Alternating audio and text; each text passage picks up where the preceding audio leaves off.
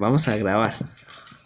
Creo que primero que nada tenemos que ver el mapa general, porque ver el mapa general nos va a ayudar a entender no solamente las secuencias de la narrativa, sino también el mensaje, ¿verdad? Entonces tenemos que empezar recordando que estamos analizando lo de los sellos. El propósito de los sellos, sobre todo, era mostrar el control de Dios sobre la historia. Vemos una serie de 6 sellos primero, y el séptimo sello viene a ser más bien 7 trompetas.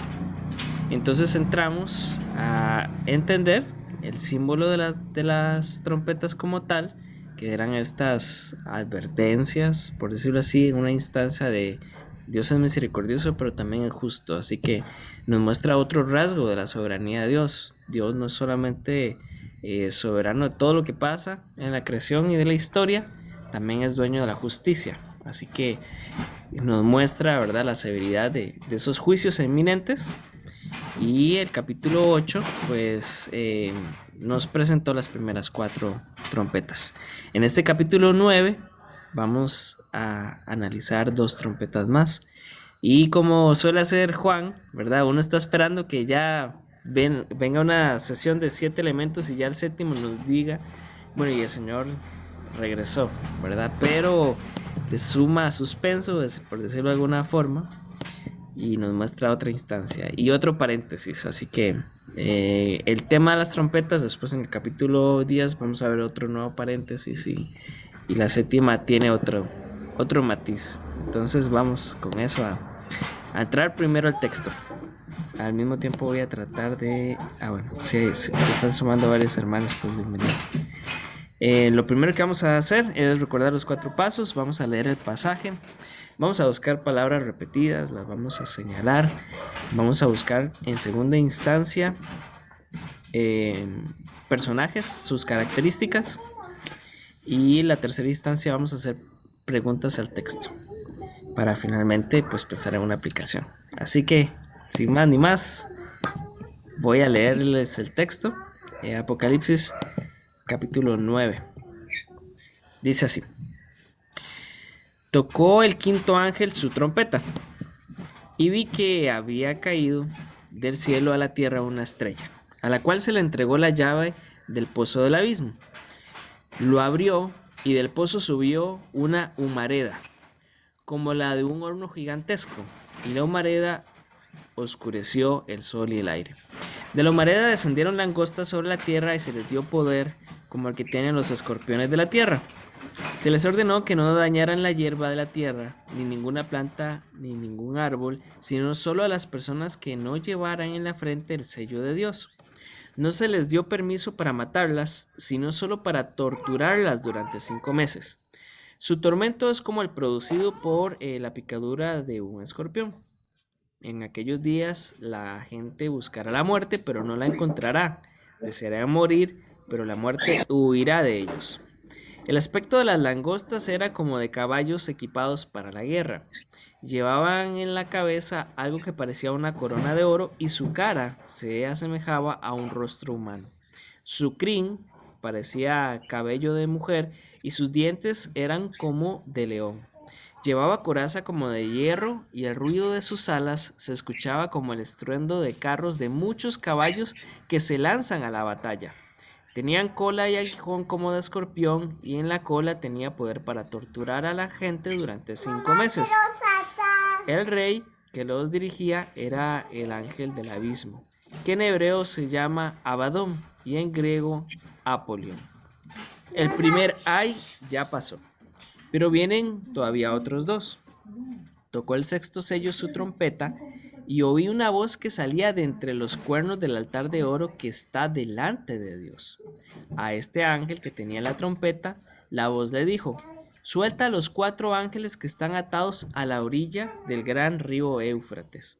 Así que los 4 ángeles que habían sido preparados precisamente para esa hora y ese día, mes y año, quedaron sueltos para matar la tercera parte de la humanidad. Oí que el número de las tropas de caballería llegaba a 200 millones. Así, vi en la visión a los caballos y a sus jinetes. Tenían coraza de color rojo encendido, azul violeta y amarillo como azufre. La cabeza de los caballos era como de león y por la boca echaba fuego, humo y azufre. La tercera parte de la humanidad murió a causa de las 3 plagas de fuego, humo y azufre que salían de la boca de los caballos. Es que el poder de los caballos radica en su boca y en su cola, pues sus colas semejantes a serpientes tenían cabezas como las que hacían daño.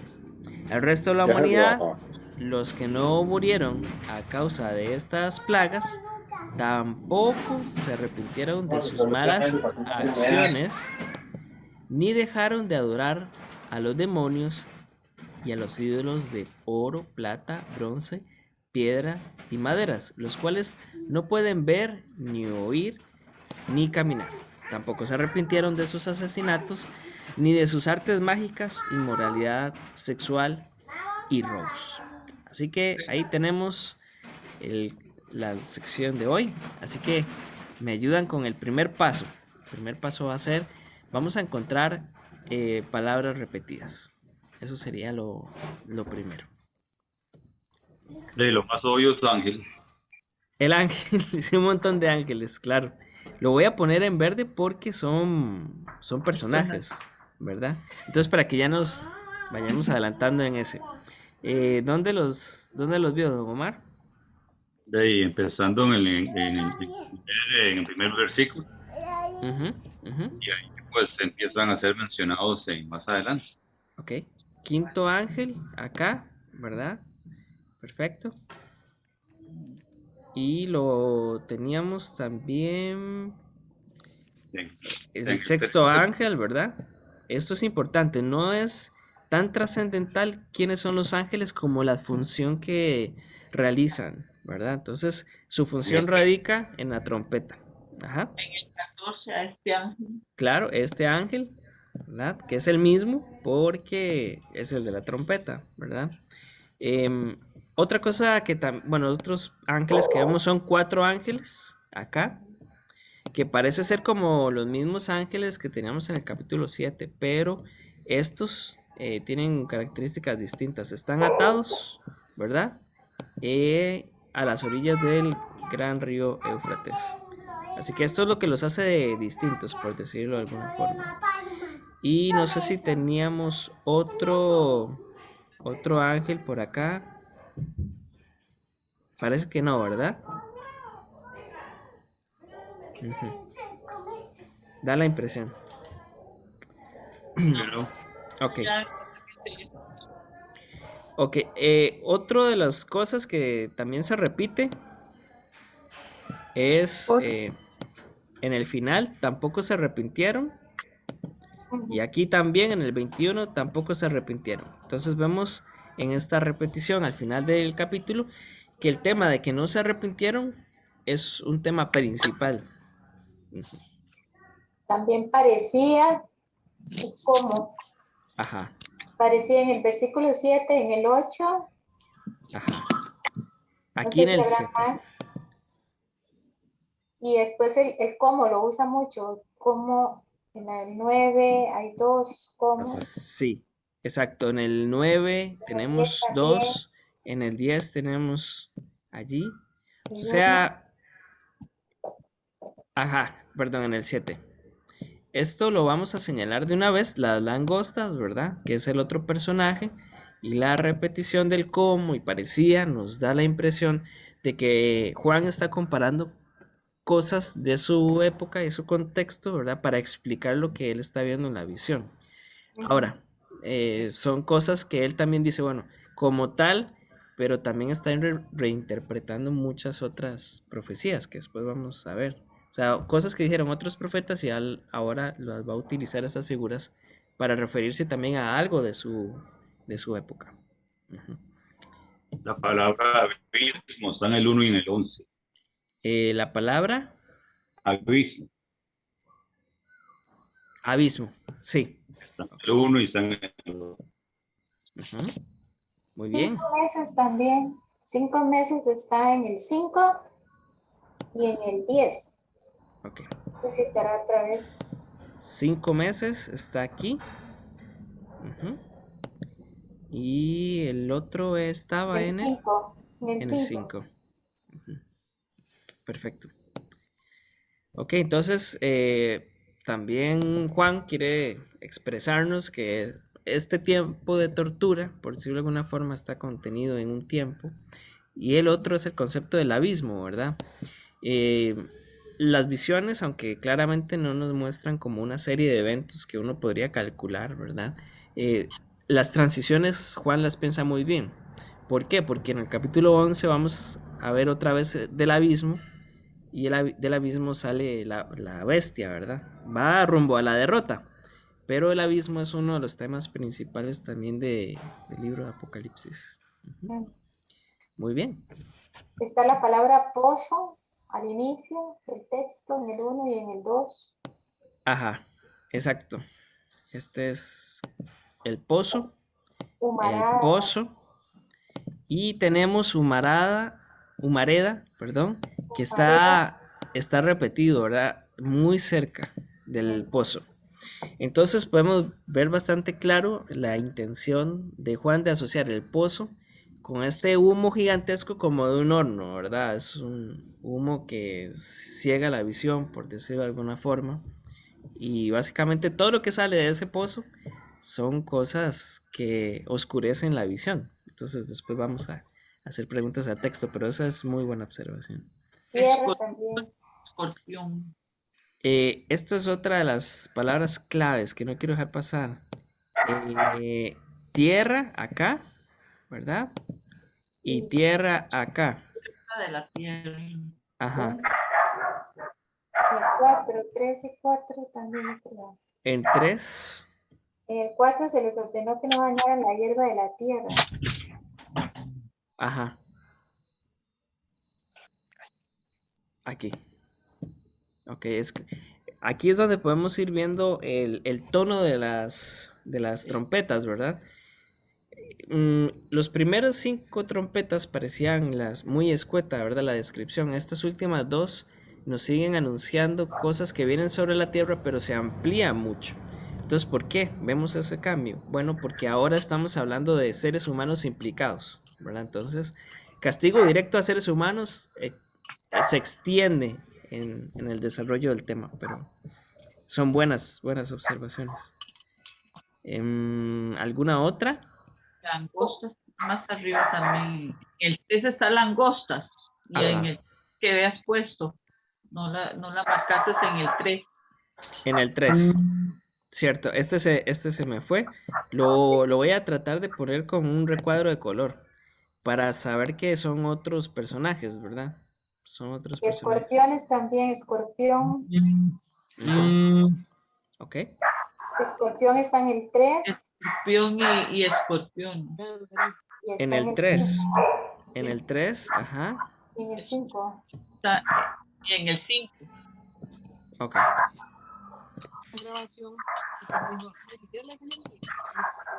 Ok. Humanidad está en el 18 y en el 20. Ujú. Esto, esto tiene un debate, ¿verdad? Pero está muy bien. Lo voy a poner acá. Porque algunas otras versiones, en lugar de traducir humanidad, como que son más fieles al original en decir los habitantes de esta tierra, ¿verdad? Los hijos de esta tierra, algunos lo hacen, pero muy buena observación. Ujú. ¿Alguna otra cosita en repetición que se nos fuera de alguna forma? Caballos, Caballos, ajá, claro. los caballos. Los caballos y los jinetes, ¿verdad? ah, Aquí en el 17.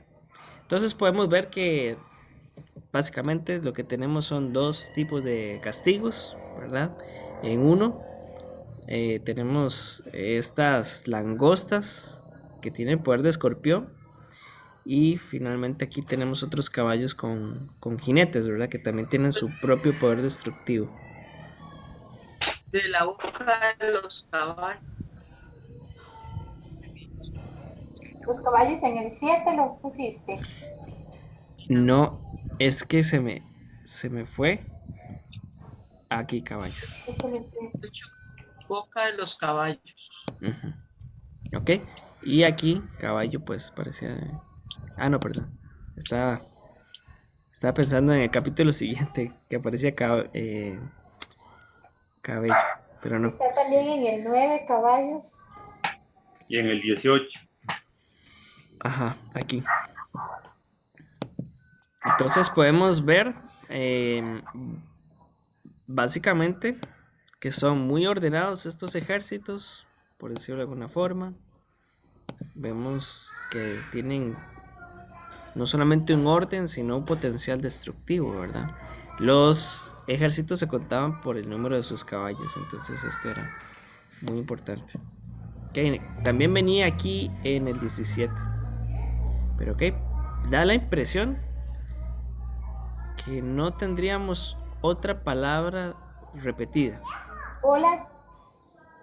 Cola en el 19 está 2 veces. Cola en el 19. Ajá, en su cola, ok, En el 19 cola también. y en sus colas. Ujú. Por Sí. sus colas. Bueno, después vamos a hacerle preguntas a este versículo 19, pero hay un sarcasmo increíble ahí. Ok. Bueno, se compara también con el versículo 10, ¿verdad? Que en su cola tenían poder para torturar. Ujú. Eso lo teníamos ahí. Ah, en el 10, perdón. Tenía cola y aguijón. En el 10 está 2 veces cola también. Tenían En el cola y 10. en el Sí, 10 tenían cola y tenían después abajo. aguijón. Ajá, tenían cola. Este sí lo... Me faltaba la pareja. Tenían cola y en esa cola especifica que sigue teniendo poder para torturar. Ujú. Muy bien. Bueno, tenemos entonces, bueno, primer paso casi listo. Solo falta una que es muy importante y les voy a ayudar acá. Versículo 6.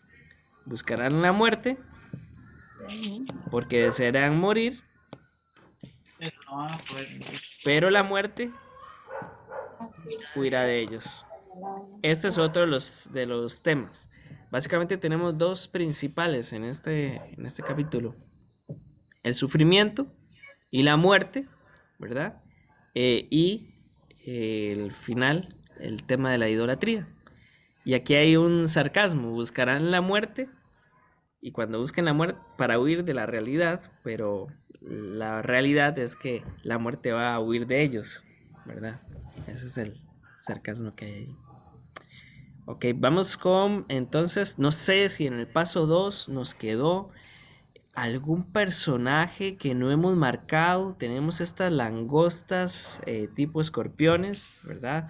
Tenemos los ángeles, este quinto y sexto ángel que ya habíamos mencionado, pero no sé si queda otro por allí que sea importante y que no estemos notando. Sexto ángel, lo voy a señalar aquí. Otro personaje. Napoleón. Hermana Lida, no la escuché, disculpe. Ah, no sé, no estoy segura, pero creo que Apolión no lo teníamos así. No lo teníamos, muy bien. Ujú. Que es a ver, que es el rey que los dirigía, era el ángel del abismo, ¿verdad? Entonces voy a señalar Apolión, pero voy a poner el ángel del abismo también, señalarlo en amarillo. Muy buena nota. Y en griego Apolión. Sí, ven que en este Los texto viene demonios, una... Ah, perdón. los demonios no son personajes, los que están atrás, de últimos. Sí, Decía que adoraban a los demonios. sí, este es un personaje, a ver, Es secundario porque no realiza una actividad, sino que la recibe, ¿verdad? Ellos reciben esa adoración. Pero demonios e ídolos, lo quiero señalar y hacer un paréntesis. ¿Por qué?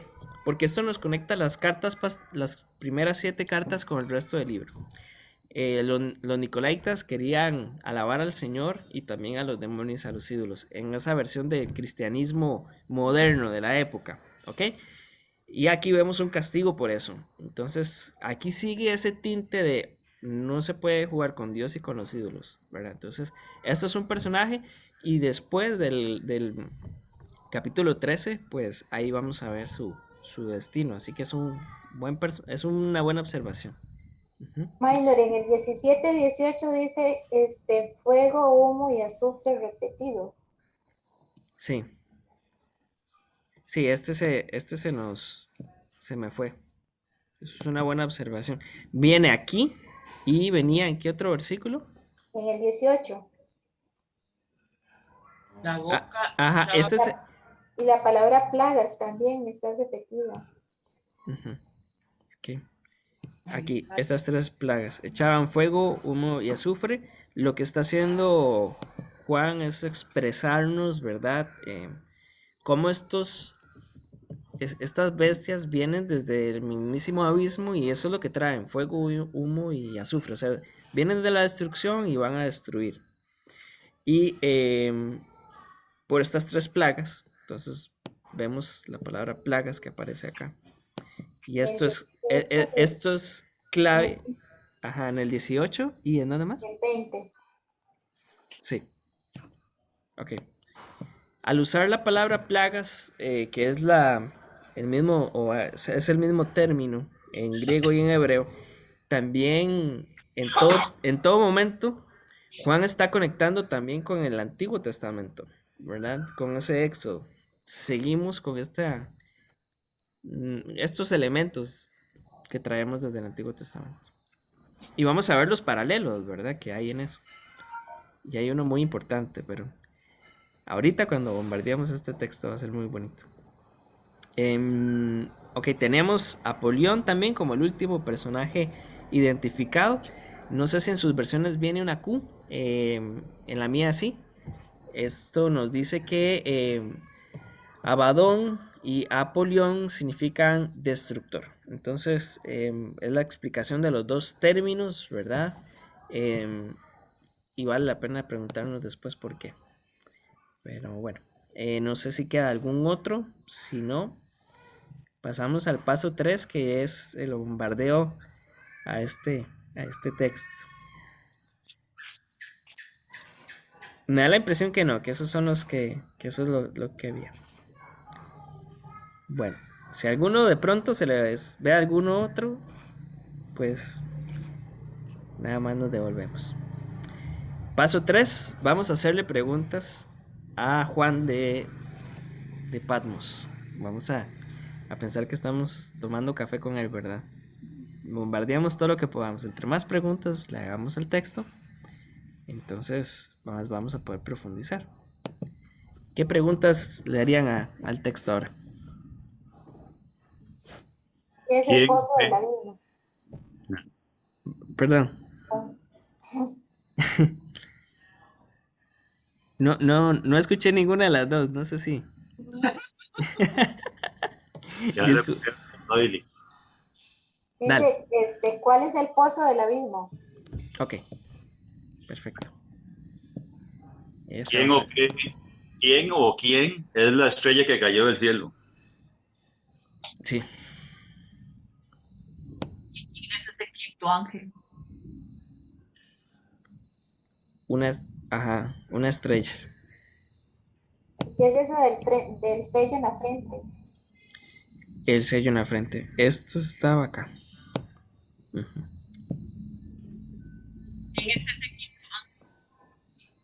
El quinto ángel, ¿ok? Esta es una pregunta del versículo 1. Ujú.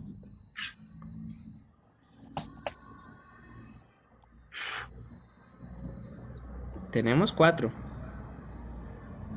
¿Cómo es eso de que quienes buscan la muerte y no la pueden encontrar? Ujú. perfecto.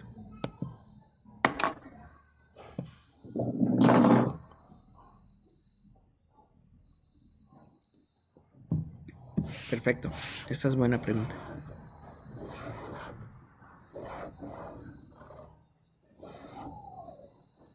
Nadie le llama la atención las langostas. Qué raro, ¿verdad? Es que hay mucho más bien. Río. ¿Por qué Dios dio tortura? Es extraño. En vez de muerte, tortura. Ujú. Sí, ¿verdad? ¿Y por qué es importante en medio del capítulo 8 y el capítulo 10? ¿Verdad? Eso es muy importante. Sí, eso de las langostas que dice que parecen caballos y esas cosas. Ujú. Mucha imaginación. Con cabello de mujer, dientes de león, sí está curioso. Minor, ¿por qué solo se les permite que dañen a los hombres y no a la hierba, ni a las plantas, ni a los árboles? Ujú, ujú. Aquello. Muy buena pregunta. Es por eso mismo, ¿por qué solo 5 meses? ¿Por qué 5 meses? Ujú. Exacto, sí. Esta es buena pregunta. Ay. ¿Quién es ese ángel que se llama Apolión? Ujú. ¿Quién es Apolión?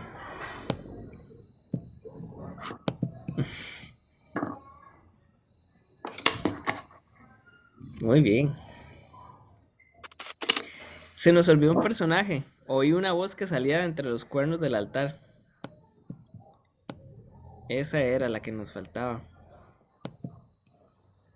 Ese era un personaje. ¿Y quién es ese? ¿Y de quién es esa voz? Sí, también es una buena pregunta. Perfecto.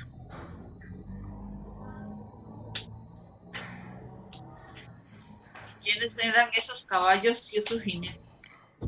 Ok. Estos cuatro ángeles, ¿verdad? ¿Quiénes son primero, verdad? Eso es ¿Por qué raro. atados? Sí, ¿por qué atados? Ujú. Ok. Y estos sí están sueltos para matar, ¿verdad? En una de las características que ellos se expresan en el texto. Ujú. Primero no se podían morir y después los matan. Sí. Sí. Una pregunta capciosa, si esos 4 ángeles que estaban atados a la orilla del Éufrates, si eran ángeles de Dios o si eran demonios de muerte, digo yo, porque suena extraño oír que ángeles de Dios estuvieran atados. Ujú. ¿Cómo es eso? Atados al río Éufrates. Ok, perfecto. Me llama la atención el versículo 17 que tenían coraza y los colores. ¿Qué significan esos colores? Pero antes, ¿qué son esos caballos y esos jinetes? Ujú, ujú. Caballos y jinetes, ok. Sí, y cómo son tantos, ¿verdad? 200 millones.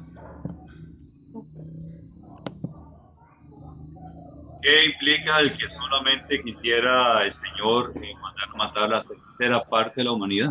Porque solamente la tercera parte. Ujú. Ok, perfecto.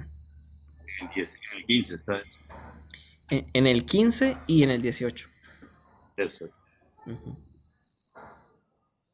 Muy bien. ¿Por qué echaban fuego, humo y azufre? Ok, ¿por qué esto? ¿No? Estas plagas eran para arrepentimiento, entonces. Ujú. Eran para arrepentimiento. Ok, perfecto. ¿A qué se refiere en el 19 como el que el poder de los caballos radica en su boca y en la cola? Ujú. Qué fuerte, ¿verdad? Sí. Porque si la cola es el aguijón, ya me imagino lo que debe doler, que es un caballo que lo pica a uno. Sí, muy buenas preguntas. ¿Y por qué tampoco se arrepintieron?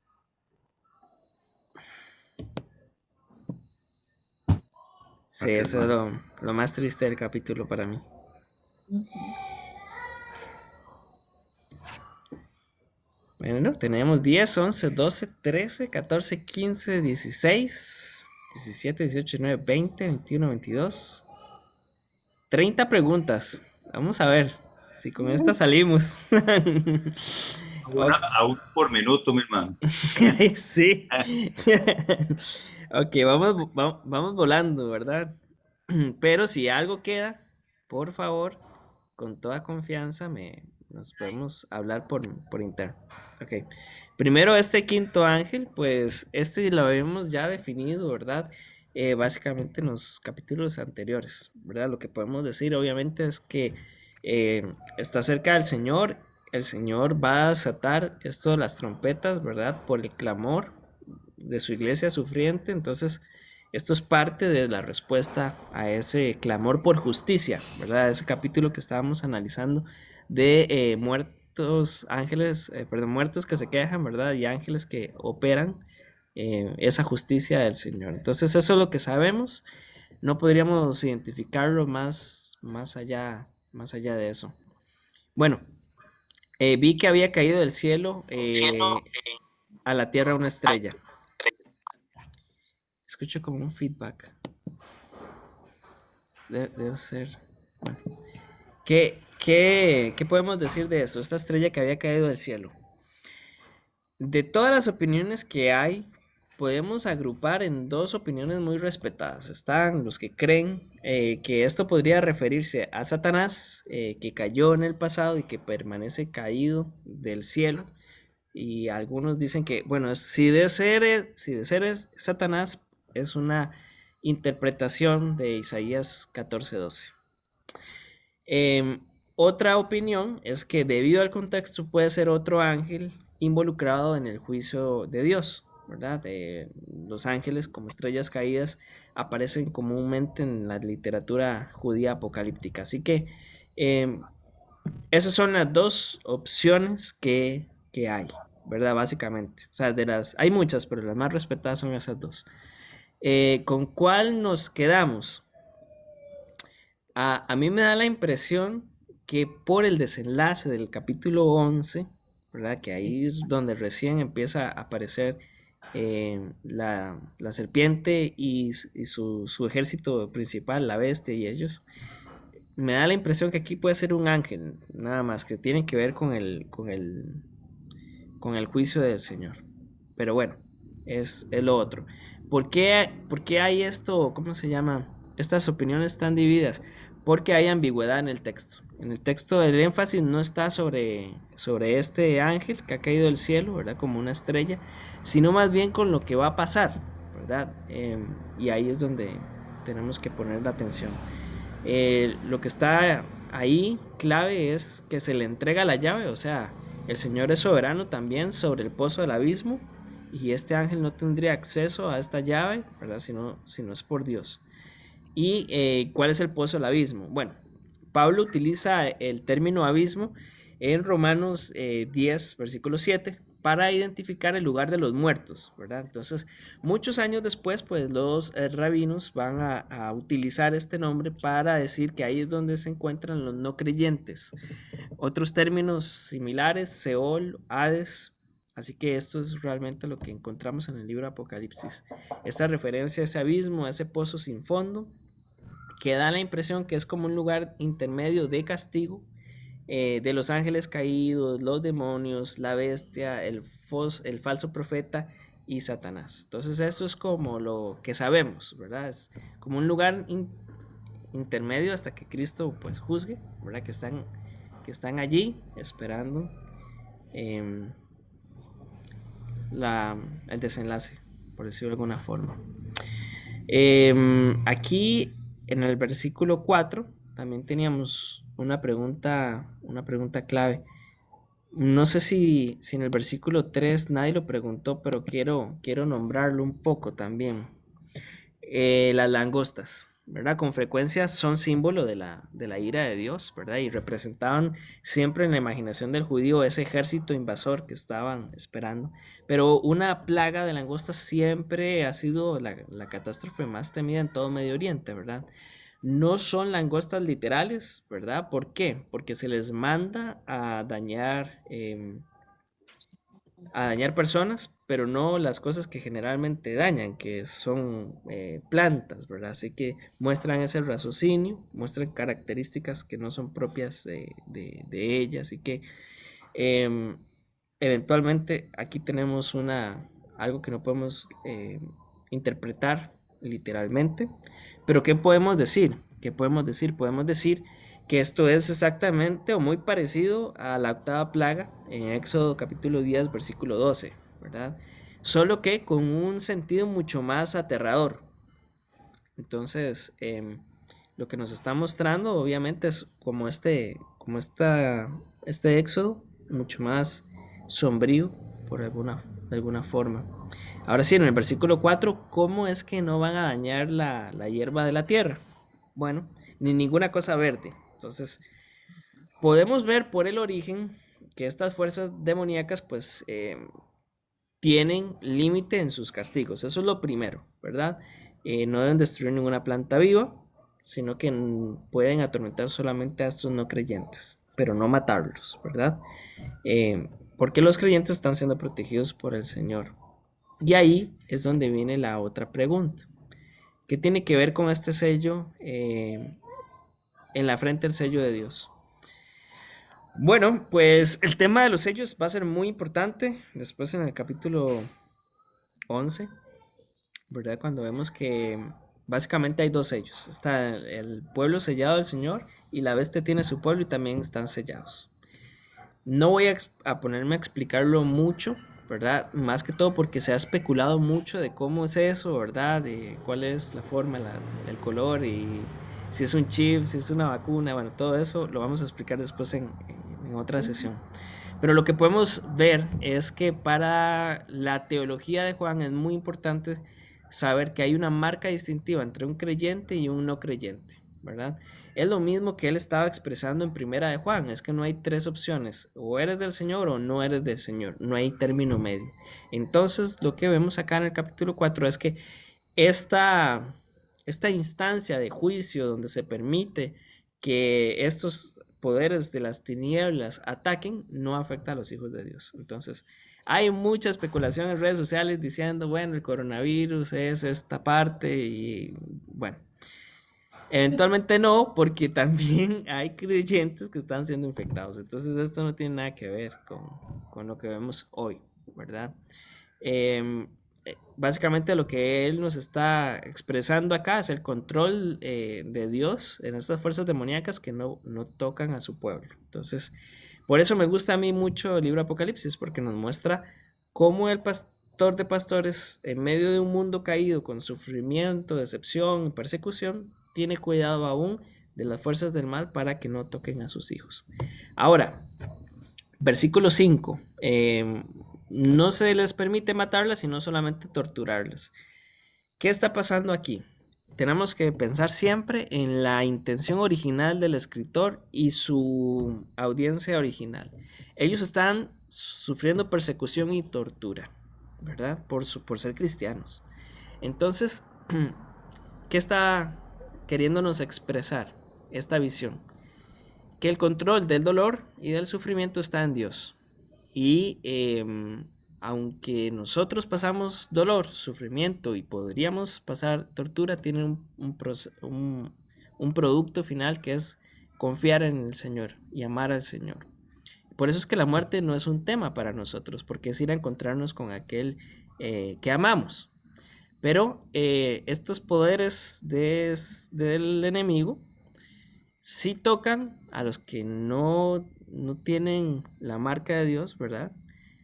Y su propósito es, el arrepentimiento.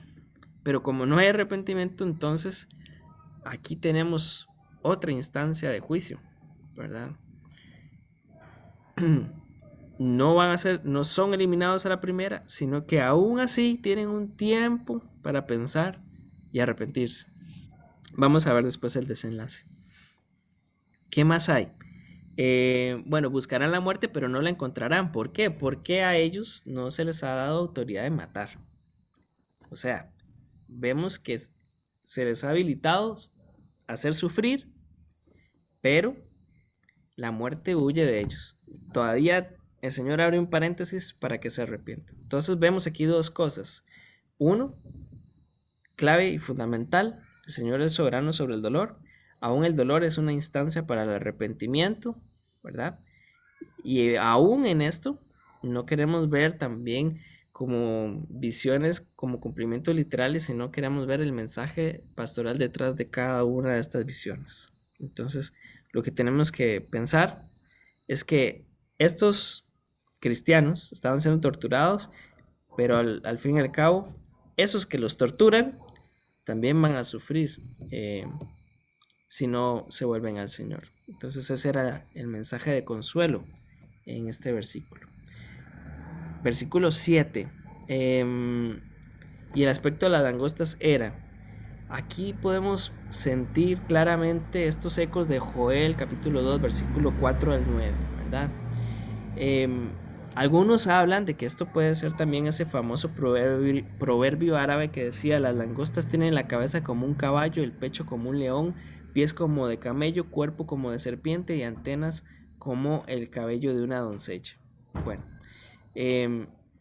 básicamente lo que tenemos acá es una invasión de langostas que podría describirse como caballos de guerra, así como lo hace Joel, ¿verdad? Pero, de nuevo, no deberíamos entenderlas literalmente, porque aquí está recurriendo a las imágenes más terribles y a todo lo que estaba en el subconsciente de esta cultura para decirles: hay un juicio inminente, ¿verdad? Entonces sigue siendo una advertencia para volverse al Señor. Versículo 11, aquí tenemos una de las preguntas era: el rey que los dirigía era el ángel del abismo, que en hebreo se llama Abadón y en griego Apolión. Ok, ¿qué queremos saber de aquí? Queremos saber quién es o por qué se utiliza este nombre. Aquí básicamente tenemos un juego de palabras entre Apolos y Apolión. Apolos era esta autoridad que estaba pidiendo de alguna forma ser alabada, ser idolatrada. Había todo un culto con respecto a esto. Entonces, Juan está utilizando aquí mucho sarcasmo, en el sentido de que, ok, es un rey, sí, es un rey. Es un ángel, sí, él también pedía que se le dijera que era un ángel, ¿verdad? Que era un ser sobrenatural, pero es el ángel del abismo. Básicamente está diciendo que esta persona que está pidiendo ser idolatrada realmente es que la sucursal de lo que él pide, la sucursal de la tierra que él representa es el mismo infierno, ¿verdad? Por eso tenemos no es Apolo, es Apolión, ¿verdad? No es el creador como él quería decirse a sí mismo, sino que es destructor. Así que tenemos una crítica política muy fuerte en el versículo 11, ¿verdad? Él pide ser reconocido, pues sí, Juan lo reconoce como un ángel, pero del mismo infierno, ¿verdad? Y lo que está haciendo es destrucción. Al fin y al cabo, él pide que se le adore y lo van a adorar todos los que no tienen el sello de Dios, ¿verdad? En la frente, lo van a adorar, pero eso lleva a la destrucción total. O sea, esto es terrible y eso es lo que él está como profeta denunciando. A veces pensamos que el profeta es el que habla del futuro, pero realmente lo que tenemos de Juan acá es que él está hablando de su presente. Como profeta y pastor está advirtiéndole a la gente lo que está pasando. Esto es destrucción pura. Tenemos un tiempo para que ustedes se arrepientan, pero reaccionen, ¿verdad? Así que eso es. Versículo 13, oí una voz y vuelve a ser otra cosa que no podemos identificar con facilidad. La última vez que se dijo que había una voz que salía entre los cuernos del altar de oro, era esa voz, ¿verdad? Que estaba como casi que una queja, Entonces muchos autores dicen que esta puede ser la voz de la iglesia que sufre. Otros autores dicen que definitivamente tiene que ser la voz del Señor. ¿Cuál diría o con cuál me siento más cómodo? Yo me siento más cómodo con pensar que es la voz del Cordero. ¿Por qué? Porque la iglesia nunca ordena a los ángeles hacer, como vemos en el versículo 14. Solamente obedecen a Dios y al Cordero. Así que me da la impresión que esta es la voz de Cristo, ¿verdad? En una nueva instancia. Y la pregunta, bueno, esta nueva instancia es: suelta a los 4 ángeles. Notemos algo, no dice suelta a alguno de los 4 ángeles, que hay un montón, no, suelta a los 4, ¿verdad?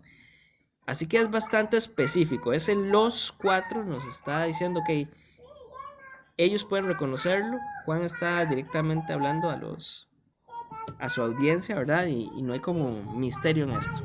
Para nosotros hay misterio, pero para la audiencia original no.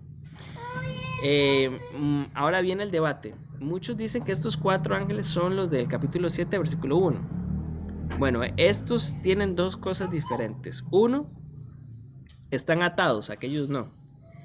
Y lo otro es que están a la orilla del gran río Éufrates. Así que me da la impresión que no son exactamente los mismos, ¿verdad? ¿Por qué están atados? Por todo el capítulo me da la impresión que estos 4 ángeles son parte de ese poder demoníaco, por decirlo de alguna forma, que está contenido por la soberanía de Dios, pero que se le ordena, ok, actúen. ¿Y por qué la referencia al río Éufrates? Bueno, el Éufrates enmarcaba el límite ideal hacia el este de la tierra prometida. Más allá estaban grandes imperios. Puedo mencionarles a los asirios, ¿verdad? Y el imperio de Babilonia. Entonces, Asiria destruyó al reino del norte de Israel, y Babilonia, pues, derrotó el reino sureño de Judá. Así que en tiempos muy antiguos, estos eran los más temidos enemigos de Israel. Así que hablar de río Éufrates es hablar de lo más terrorífico, ¿verdad? De lo peor posible, del peor temor materializado en un lugar. Así que muchos autores buscan alusiones históricas del siglo I, ¿verdad? Y entonces identifican este pasaje como, ok, esto tiene que ser los partos, ¿verdad? Que estaban allí en el río Éufrates esperando. Pero bueno, aunque suena bastante tentador ubicar eso con historia del siglo I, todavía no tenemos evidencia contundente que nos diga que sí es esto y sí pasó tan literalmente como eso. Así que hasta el momento nada más podemos decir que para Juan estos 4 ángeles representan lo peor de lo peor, ¿verdad? El gran temor materializado, ¿verdad? En un lugar, pero el énfasis no está en ellos, sino que el énfasis está en la precisión del plan de Dios. Vean que esto está acá. Habían sido preparados precisamente para esa hora, ese día, mes y año. ¿Ven? Eso es lo que tenemos claro. Que el plan del Señor, aún tomando en cuenta las fuerzas demoníacas, es sumamente preciso, ¿verdad? Y entonces no hay nada fuera de la voluntad del Señor que ellos puedan hacer. Seguimos con la otra pregunta. Estaban sueltos para matar a la tercera parte de la humanidad. ¿Por qué? Seguimos observando que para Juan el castigo y el regreso y la justicia del Señor son inminentes, pero van creciendo progresivamente. Allá veíamos un castigo para una cuarta parte de la humanidad. Ahora seguimos viendo una tercera parte de la humanidad. Pero seguimos observando que su gracia es todavía más abundante que estas instancias de castigo. Así que vemos que Dios tiene paciencia, pero su paciencia tiene un límite. El juicio es inminente, su misericordia está siendo otorgada para el arrepentimiento, pero la prontitud del juicio cada vez es más grande. Así que eso sería. La otra pregunta que hacían en el versículo 16 es 200 millones. ¿Qué es esto? Bueno, Sería un ejército de pie aún como no lo hemos conocido en la humanidad, ¿verdad? Porque aproximadamente es la población de los Estados Unidos, 4 veces la población de Gran Bretaña, ¿verdad? Y un poco más que la población de Nigeria. Es, ¿qué podemos decir? 8 veces la población de Canadá. ¿Cuántas veces la población de Costa Rica? Esto es algo, pero increíble. Mucha gente ha asociado este pasaje con la China moderna, ¿verdad? Pero ahí es donde vuelvo a decirles que tenemos que tener mucho cuidado en forzar estas imágenes, estas figuras literarias para adaptarlos a nuestra historia contemporánea, ¿verdad? Hay un deseo de muchos cristianos de predecir el futuro y así impresionar a otros, ¿verdad? Pero eso siempre ha sido un eterno problema. Este versículo no se refiere a China definitivamente, estos son números totalmente exagerados, por decirlo de alguna forma, pero sí nos muestra, ¿verdad? El poder de las fuerzas del enemigo. O sea, Juan no está subestimando que el enemigo tiene poder, pero lo está enmarcando dentro de la voluntad soberana de Dios. Así que eso es lo que tenemos. El versículo 17, la pregunta era caballos y sus jinetes. Pues esto es que tiene muchos paralelos con las langostas, ¿verdad? Esa es como, ambos casos se tratan de invasiones, pero la notable diferencia es que las langostas torturan, en cambio los caballos matan, ¿verdad? Vuelve a ser un símbolo de la gravedad, por decirlo de alguna forma, y de lo acelerado de los juicios del Señor. O sea, cada vez más vamos a ver a un Señor más rotundo en sus instancias de juicio, ¿verdad? El Señor tiene paciencia, pero esa paciencia, por decirlo de alguna forma, tiene un límite. Y las 3 plagas, fuego, humo y azufre, básicamente, perdón, me brinqué uno. La tercera parte de la humanidad murió. Vuelve a ser contundente Juan, ¿verdad? En el sentido de que siguen muriendo personas y aún así no es tanto el énfasis en que estas personas mueren. ¿Qué pasa con los sobrevivientes? ¿Verdad? ¿Qué pasa con los que ven todo ese poder demoníaco actuando, ese juicio del Señor ahí de una forma cada vez más palpable? ¿Qué pasa con los que no mueren? ¿Qué pasa con esas 2/3 partes de la humanidad? Que son los hijos de esta tierra, ¿verdad? Juan está diciendo, hay 2 grupos, los sellados y los hijos de esta tierra, los que creen, adoran a la bestia y creen que esta tierra es su reino, por decirlo de alguna forma. Y vamos a verlo a continuación. Las 3 plagas, fuego, humo y azufre, es básicamente lo mismo. Del abismo sale muerte y esos frutos que van a traer muerte. Y salían de la boca de los caballos. Ahora, viene el versículo 19, el poder de los caballos radica en su boca y en su cola. Para Juan, básicamente las autoridades que están, por decirlo de alguna forma, validando que Apolos quiera decir que es Dios, básicamente, ¿qué son? Pues básicamente son caballos, ¿verdad? ¿Y dónde está el poder de esos caballos? En todo lo que hablan, ¿verdad?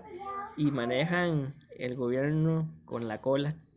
Y ahí volvemos a ver un Juan muy retador para las autoridades de ese tiempo. Seguramente a ellos este libro no les hizo ninguna gracia, ¿verdad?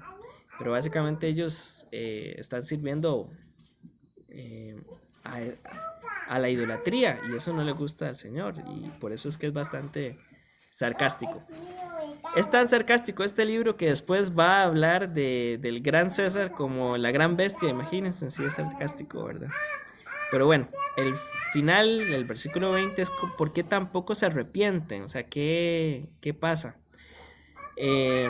McDowell titula esta sección como la tragedia de la humanidad no arrepentida, ¿verdad? Básicamente es que el sufrimiento no siempre acerca a los hombres a Dios, más bien a veces los aleja. Una de las ilustraciones claras, bueno, fue la Segunda Guerra Mundial, ¿verdad? Donde se produjo más apostasía que avivamiento. Entonces, básicamente lo que nos está diciendo acá Juan es que cómo dos tipos de personas interpretan distinto el dolor, la muerte y el sufrimiento. Básicamente, los que hemos sido sellados por el Señor, vemos la muerte y el sufrimiento como parte del proceso para conocer más al Señor. En cambio, los hijos de este mundo ven estas plagas, esta destrucción, la muerte y el sufrimiento, la tortura, como algo totalmente entró por aquí y salió por aquí, no hay arrepentimiento, ¿verdad? Entonces eso es lo que está pasando. Tampoco se arrepintieron, no sé si ya lo contestan en el versículo 20, pero básicamente esta es como la respuesta rápida a las preguntas muy valiosas que ustedes hicieron. Entramos a la última parte y ahí es donde volvemos a necesitar la ayuda de todos. ¿Cómo podemos traer este mensaje hoy a nuestros días?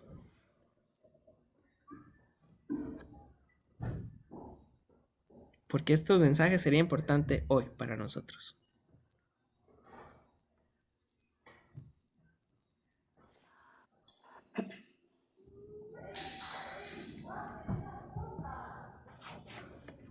Hay gente que sigue diciendo hoy por hoy de que el Señor es bueno y que al final del camino Él va a perdonar a todo el mundo. Hay gente que descansa en eso. Un pasaje como este nos deja ver que Dios no pasa por alto el pecado. Y lo doloroso, en razón del Dios justo que tenemos, ¿verdad? Es lo que afirma el versículo 20 y 21. Creo que a nosotros nos tiene que poner a meditar en el sentido de que nosotros siempre tiene que reinar una actitud de arrepentimiento, porque al final de cuentas no estamos exentos de meternos en el rol del mundo, o sea, de pecar de vez en cuando, el error y otras cosas, porque Dios sigue siendo justo y su justicia implica que el pecado tiene castigo, no hay otro. Sí, es muy importante eso que dice Omar. Creo que el tema principal, la idea principal de todo el capítulo gira alrededor del dolor y el arrepentimiento, ¿verdad? Quiero citar estoy leyendo un libro muy precioso de C.S. Lewis, que una cita, un capítulo entero habla del problema del dolor y dice: Dios nos susurra en nuestros placeres, nos habla en nuestras conciencias, pero nos grita en nuestros dolores. No obstante, el dolor no impulsa al incrédulo a creer. Él lo decía así, ¿verdad? Que básicamente la vida en sí tiene este tema pendiente para la gente que cree o no cree el dolor. Es los que creen y los que no creen pasan dolor. Nosotros lo entendemos como una instancia en donde Dios nos recuerda nuestra necesidad de Él. Pero el dolor no lleva al incrédulo a creer. Mucha gente cree que el dolor cambia a las personas, ¿no? Lo que cambia a las personas es la gracia, ¿verdad? Y eso es un tema. En Santiago 1:15 dice: de esos deseos nacen los actos pecaminosos y el pecado. Cuando se deja crecer, da a luz la muerte. Uh-huh. Creo que es parte de lo que de esto que estamos hablando también. Sí. Bueno, yo diría que también, perdón, puede ser algo para las personas que sufren, para entender el sufrimiento también en la vida del creyente, que es acercarnos más a Cristo, es conocer más a Dios, que la muerte no puede ser como el fin para un hijo de Dios, sino como un cambio, ¿verdad? Encontrarnos cara a cara con el Señor. Entonces, creo que eso podía darle en ese tiempo y ahora al creyente pues una esperanza mucho mayor, ¿verdad? De buscar, de pasar por el sufrimiento que se tenía que pasar ellos y en el caso de nosotros por las diferentes circunstancias que nos toca en la vida. Entonces sabemos que Dios nos está formando y nos está madurando y nos está acercando más a Él. Qué lindo eso. Yo me imagino los primeros lectores sufriendo castigo, la tortura, el martirio. Y claro, para ellos no era ninguna sorpresa saber que detrás de Apolos está el mismo diablo, ¿verdad? Pero tal vez pensar, el diablo está fuera de control y nos están torturando. Esto era un gran recordatorio de que un día el Señor va a volcar la balanza, ellos van a sufrir también y va a haber justicia, pero el poder del enemigo está totalmente bajo el control soberano del Señor. Eso, eso nos trae Mae, mucha paz. algo que veo yo en todo esto, que es esa misericordia de Dios con el pueblo suyo, de darle esta visión a Juan para traer consuelo, ¿verdad? O sea, es como, si uno se pone a ver tanto detalle, tanta cosa que hay ahí y que muy probablemente ellos entendieron todo más de lo que nosotros podemos entender ahora, ¿verdad? Entonces, esa misericordia de Dios de cómo lo hizo de todo esto para traerles a ellos consuelo, para traerles esperanza, para ayudarlos a pasar por donde estaban pasando, porque era una situación que nosotros ni lo podemos imaginar, ¿verdad? Lo difícil que pudo haber sido. Entonces miro también esa gracia y esa misericordia y ese cuidado de Dios para con su pueblo en todas las épocas. Sí. Y hay consuelo y al mismo tiempo también reprensión, en el sentido que aquí hay una ironía muy profunda en este pasaje. Véanlo así. Estos idólatras fueron unos torturados, otros asesinados, ¿verdad? Por adorar a los poderes demoníacos. Pero ¿qué pasó con los que sobrevivieron?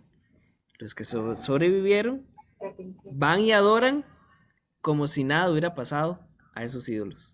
Básicamente la ironía está, esos ídolos los torturaron y mataron y los que sobrevivieron van de nuevo, ¿verdad? Como lo decía Calvino, el corazón humano es un perpetuo taller para fabricar ídolos. Y hoy tenemos que pensar en que la idolatría, bueno, tenemos idolatría, pero de una forma muy sofisticada, ¿verdad? Algunos hacen de su sistema sociopolítico o de su ideología, ¿verdad? Una idolatría y un fanatismo. Así que hoy vale la pena que pensemos en Primera de Juan. Queridos hijos, apártense de los ídolos, ¿verdad? Porque precisamente al ser más sutiles, pues nuestros ídolos modernos pueden ser más peligrosos. Y la paciencia de Dios es muy grande, ¿verdad? Pero tiene un límite, así que creo que nos define un nuevo concepto de arrepentimiento. A veces pensamos en arrepentimiento como hicimos a Jesús como nuestro Señor y Salvador y después dejamos esa etapa atrás, pero más bien nos deja ver con el ejemplo de los incrédulos que a diferencia de nosotros, arrepentimiento tiene que ser una actitud permanente y un estilo de vida delante de Dios y de los demás también. No endurecer nuestro corazón. Sí. ¿Alguien más? ¿Algo más se nos fue por allí? ¿No? ¿Todos entendidos? ¿Clarísimo? Bueno. Gracias, sí. No, gracias a ustedes. Yo también aprendo mucho. Me emociona mucho el capítulo que sigue. No es por decirles conéctense en la próxima, pero la verdad que es muy interesante. Pero sí, conéctense en la próxima. Sí, es un gusto. Los próximos 15 días. Sí, la verdad que es muy interesante el libro entero. Y así aprendemos un montón, ¿verdad? Todos juntos. Así Oye, algo que me intriga al oírte hablar ahora y lo que dijo Zoili sobre el tema de que hay escritos que Dios ha permitido como este para traer consuelo. Y vos hablaste así de lo que está escrito, las demás cartas. Yo me pongo a pensar cómo consoló el Señor y cómo llevó el Señor a esos creyentes de los primeros 50 años, cuando todavía no había casi ninguna de las cartas, ni este Apocalipsis todavía estaba escrito. ¿Qué hizo el Señor para poder consolar a esta gente que sufrió bastante persecución, muerte, tortura? Creyentes, ¿verdad? Aquellos que eran sacrificados ante los leones o traspasados con sierras y cosas así. Yo me pregunto cómo haría el Señor en todo este tiempo. Sí, hay mucha... A ver, en esa época hay muchos testimonios extrabíblicos, ¿verdad? De como cosas maravillosas que el Señor hizo en hechos, ¿verdad? señales, prodigios, milagros. También esta tradición oral, ¿verdad? Que en cierta medida muchos evangelistas toman para sus escritos, ¿verdad? Pero el boca a boca, el animarse entre los hermanos, el ser comunidad, definitivamente también ayuda a los primeros creyentes. Y bueno, y nosotros hoy en medio de la pandemia, creo que sigue siendo también clave el estudiar la palabra juntos, el orar unos por otros, el ser iglesia, ¿verdad? Sigue siendo muy importante. Ser como los tuvo que sostener bastante. Exacto. Sí, así que, bueno, qué bonito, ¿verdad? Ser iglesia. Señor, ha sido muy bueno. Disculpe si nos extendimos un poco, es que el texto sí estaba complejo hoy, Sí. pero a mí me disculpan. Voy a dejar también la grabación, por si alguno quiere compartirla, repasarla, ¿sí? Así que bueno, nos despedimos orando. Gracias, Señor, por tu consuelo y al mismo tiempo, pues, tu advertencia. Gracias porque tú nos recuerdas que somos pueblo tuyo, pero también nos dices, hijitos míos, apártense de la idolatría. Revisa tú nuestro corazón si hay algo ahí que está ahí atesorado, porque nuestra identidad es atesorarte a ti. Gracias, Señor, porque contigo podemos enfrentar el temor del sufrimiento, del dolor, de la muerte, reconociendo que tú eres soberano aún de los poderes de las tinieblas, del mismo abismo. Gracias porque tú sí estás en control, Señor. Y aunque hay muchas cosas ahí alrededor que podrían generarnos temor, gracias porque tu mano poderosa nos ha sostenido hasta acá. No sabemos cómo lo has hecho, pero tú sigues siendo fiel y misericordioso. Gracias por permitirnos ver a este gran pastor que nos está señalando el fin último de todas las cosas, pero al mismo tiempo la consumación de todas las cosas. Todas las cosas tomarán sentido en ti, Señor. Y mientras tanto, que toda nuestra vida tome sentido en ti también. En el nombre de nuestro Señor Jesucristo. Amén y amén. Muchas gracias. Bueno, buenas noches.